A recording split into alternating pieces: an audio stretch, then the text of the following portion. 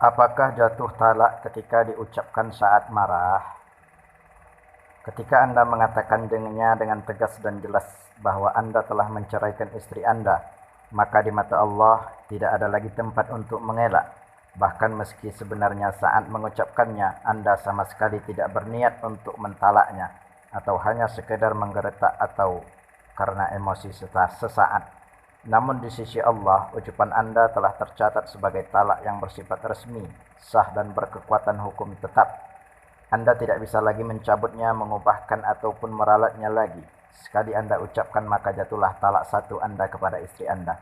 Demikian para ulama telah sepakat atas masalah talak kepada istri, khususnya ketika lafaz talak itu diucapkan secara sharih, yaitu tegas dan jelas. Lain halnya bila lafaz itu diucapkan tanpa ketegasan, maka kembali kepada niatnya atau kepada kebiasaan yang berlaku. Seperti ucapan seorang suami kepada istrinya, pulanglah kamu ke rumah orang tuamu. Ucapan ini belum langsung menjatuhkan talak, kecuali dikaitkan dengan niat suami saat mengucapkannya. Bila niatnya mentalak atau kebiasaan atau urf yang berlaku di komunitasnya berarti talak, jatuhlah talak satu. Tapi bila niat atau urfnya bukan talak, maka tidak jatuh talak. Bila telah jatuh talak, tapi Anda tidak usah terlalu risau dulu, sebab Anda berdua punya cadangan talak 3 lagi. Bila sudah Anda jatuhkan 1 kali, Anda sebenarnya masih punya 2 lagi yang tersisa.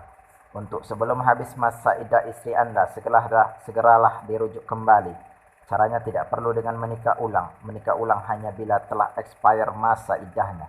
Namun bila masa iddah masih ada, cukup dirujuk saja dan hubungan suami istri Anda berdua terjalin kembali. Cara rujuk sebelum habis masa iddah, caranya cukup dengan niat di dalam hati. Tidak wajib diucapkan, bahkan tidak perlu datang ke pengadilan agama. Bahkan seandainya Anda menyentuh dan menggauli begitu saja istri Anda, cukuplah tindakan itu sebagai rujuk. Asalkan Anda melakukannya sebelum habis masa iddahnya. Lama masa iddah bagi seorang wanita yang ditalak suaminya adalah 3 kali masa suci dari haid, sebagaimana firman Allah di dalam surah Al-Baqarah ayat 228. Misalnya Anda mentalak istri Anda pada saat dia sedang suci dari haid, maka masa iddahnya habis. Bila istri Anda kemudian mendapat haid, lalu suci, lalu mendapat haid lagi, lalu suci lagi, begitu suci dari haid yang ketiga, habislah sudah masa iddahnya. Bila Anda ingin merujuknya, terpaksa harus dengan nikah dari semula, dengan 2 saksi, mahar, wali, dan tentunya ijab kabul. Tapi sisa talak yang Anda miliki tetap berkurang, jadi tinggal 2 saja. Dalam hal ini tidak ada bedanya apakah Anda merujuknya sebelum atau sesudah selesai iddah. Anda kehilangan 1 talak. Masih tersisa 2 talak lagi yang harus Anda jaga baik-baik. Sebab bila sampai Anda jatuhkan sekali lagi lalu rujuk tinggal 1. Kalau yang tinggal 1 dijatuhkan lagi, habislah kesempatan Anda berdua untuk menjadi suami istri.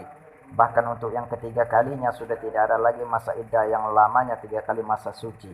Saat itu juga Anda benar-benar putus total dengan istri tanpa ada kemungkinan kembali lagi selamanya. Ingat, selamanya.